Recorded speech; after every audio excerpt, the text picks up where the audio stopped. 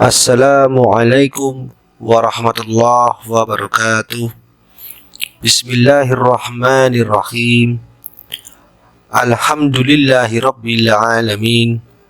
Wabihi nasta'inu ala umuri dunya waddin. Wassalatu wassalamu ala ashrafil mursalin wa ala alihi wa sahbihi ajma'in. Amma ba'du.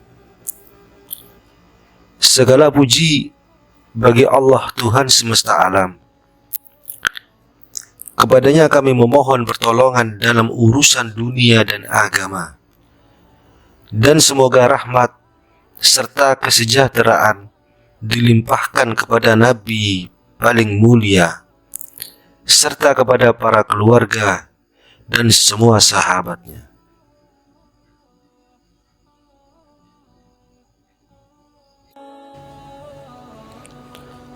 Hadirin yang mulia, dalam kesempatan yang berharga ini, izinkanlah saya untuk menyampaikan isi kitab Sahih Tafsir Ibnu Katsir dengan tema pembahasan Surat Al-Fatihah, pembukaan.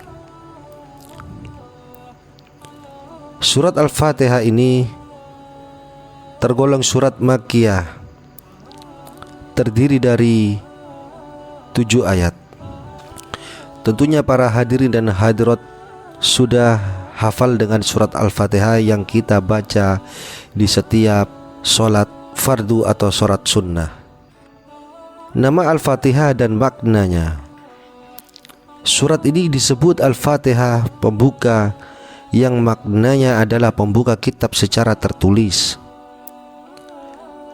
Dengan surat inilah dibukanya bacaan dalam sholat. Surat ini disebut juga Ummul Kitab atau Indu Al-Quran berdasarkan pendapat jumhur. At-Tirmidzi telah meriwayatkan sebuah hadis dan ia mensahihkannya dari Abu Hurairah. Ia berkata, Rasulullah bersabda, yang artinya Alhamdulillahi rabbil alamin adalah Ummul Quran, Ummul Kitab, dan As-Sab'ul Matsani, 7 ayat yang dibaca berulang-ulang, dan Al-Quranul Azim. Surat Al-Fatihah disebut juga Alhamdu dan As-Salah berdasarkan sabda Rasulullah ketika meriwayatkan dari Rabb-Nya. Dia berfirman, yang artinya, aku membagi as-shalah antara diriku dan hambaku menjadi 2 bagian. Jika seorang hamba mengucapkan Alhamdulillahi rabbil alamin, maka Allah Ta'ala berfirman, hambaku telah memujiku. Surat Al-Fatihah disebut as-shalah karena termasuk syarat sahnya sholat. Surat Al-Fatihah disebut juga Ar-Ruqyah berdasarkan hadis Abu Sa'id ketika ia meruqyah seorang laki-laki yang terkena sengatan dengan surat ini. Maka Rasulullah bersabda, yang artinya, tidakkah engkau tahu bahwa Al-Fatihah itu adalah ruqyah?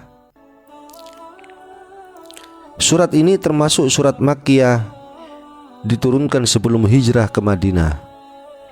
Demikian yang dikatakan oleh Ibnu Abbas, Qatadah, dan Abul Aliyah berdasarkan firman Allah Quran surat Al-Hijr 87 yang artinya, dan sesungguhnya kami telah berikan kepadamu 7 ayat yang dibaca berulang-ulang. Wallahu a'lam.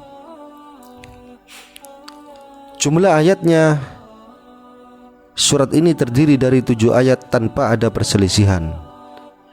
Dan basmalah Bismillahirrahmanirrahim adalah 1 ayat yang berdiri sendiri pada awal surat Al-Fatihah, sebagaimana pendapat jumhur qurra dari Kufah, dan juga merupakan pendapat sejumlah sahabat, tabi'in, dan ulama khalaf. Jumlah kata dan hurufnya, mereka mengatakan surat Al-Fatihah terdiri dari 25 kata dan 113 huruf. Mengapa dinamakan Ummul Kitab? Al-Bukhari berkata di awal kitab tafsir, disebut Ummul Kitab karena Al-Fatihah ditulis pada permulaan Al-Quran dan dibaca pada permulaan sholat. Ada yang mengatakan disebut Ummul Kitab karena seluruh makna Al-Quran kembali kepada apa yang dikandungnya.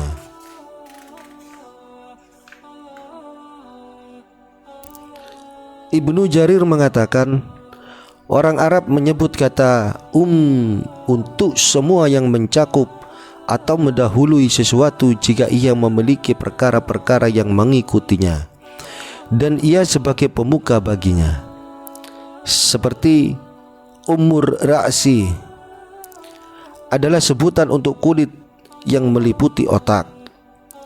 Dan mereka menyebut bendera dan panji tempat berkumpulnya pasukan di bawahnya dengan sebutan Ia mengatakan kota Makkah disebut Ummul Qura karena keberadaannya terlebih dahulu dan ia sebagai penghulu bagi kota-kota lainnya. Ada yang mengatakan disebut Ummul Qura karena bumi terbentang darinya. Imam Ahmad meriwayatkan dari Abu Hurairah dari Nabi bahwa beliau berkata tentang Ummul Quran, dia adalah Ummul Quran, dia adalah As-Sab'ul Matsani, dan dia adalah Al-Quranul Azim. Abu Ja'far Muhammad bin Jarir At-Tabari meriwayatkan dari Abu Hurairah dari Rasulullah, beliau bersabda, ia adalah Ummul Quran, ia adalah Fatihatul Kitab, dan ia adalah As-Sab'ul Matsani.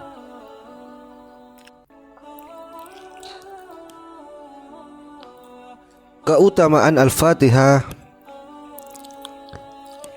Imam Ahmad bin Hanbal meriwayatkan dalam musnadnya dari Abu Sa'id bin Al-Mu'alla, ia berkata, aku pernah mengerjakan sholat, kemudian Rasulullah memanggilku, tetapi aku tidak menjawabnya hingga aku menyelesaikan sholat.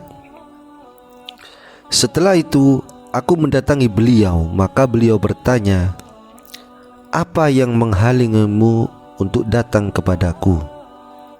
Maka aku menjawab, wahai Rasulullah, sesungguhnya tadi aku sedang mengerjakan sholat. Lalu beliau bersabda, bukankah Allah berfirman, Quran surat Al-Anfal ayat 24, hai orang-orang beriman, penuhilah seruan Allah dan seruan Rasul apabila Rasul menyeru kamu kepada apa yang memberi kehidupan kepadamu. Setelah itu beliau bersabda, aku akan mengajarkan kepadamu satu surah yang paling agung dalam Al-Quran sebelum engkau keluar dari masjid ini. Maka beliau menggandeng tanganku, dan ketika beliau hendak keluar dari masjid, aku mengatakan, wahai Rasulullah, engkau tadi mengatakan akan mengajarkan kepadaku surat yang paling agung dalam Al-Quran. Beliau menjawab, benar, Alhamdulillahi Rabbil Alamin adalah As-Sab'ul Matsani dan Al-Quranul Azim yang telah diturunkan kepadaku. Demikian pula diriwayatkan oleh Al-Bukhari, Abu Dawud, An-Nasai, dan Ibnu Majah.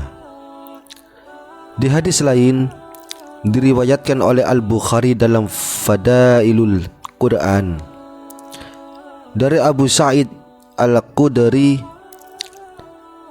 kami pernah melakukan suatu perjalanan, lalu kami singgah. Kemudian datanglah seorang budak wanita seraya berkata, sesungguhnya kepala suku kami tersengat dan orang-orang kami sedang tidak ada di tempat. Apakah di antara kalian ada yang bisa meruqyah? maka berangkatlah bersamanya seorang laki-laki yang kami tidak pernah menyangka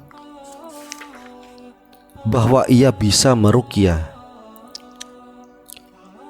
Kemudian ia membacakan ruqyah dan kepala suku itu pun sembuh. Lalu kepala suku itu memerintahkan agar ia diberi 30 ekor kambing dan kami diberi minum susu. Setelah kembali, kami bertanya kepadanya, "Apakah engkau memang pandai dan biasa meruqyah?" Maka ia menjawab, "Aku tidak meruqyah kecuali dengan Ummul Kitab atau Al-Fatihah." Kami katakan, "Jangan melakukan apapun hingga kita menemui Rasulullah dan menanyakan hal itu kepada beliau." Sesampainya di Madinah, kami menceritakan hal itu kepada Nabi, maka beliau bersabda, "Bagaimana ia tahu bahwa surat Al-Fatihah itu adalah ruqyah? Bagi-bagilah kambing itu dan berikan 1 bagian kepadaku."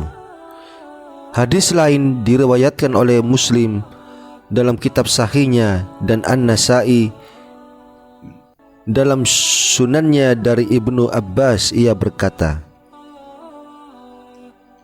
ketika Rasulullah tengah bersama malaikat Jibril, tiba-tiba terdengar suara keras dari atas.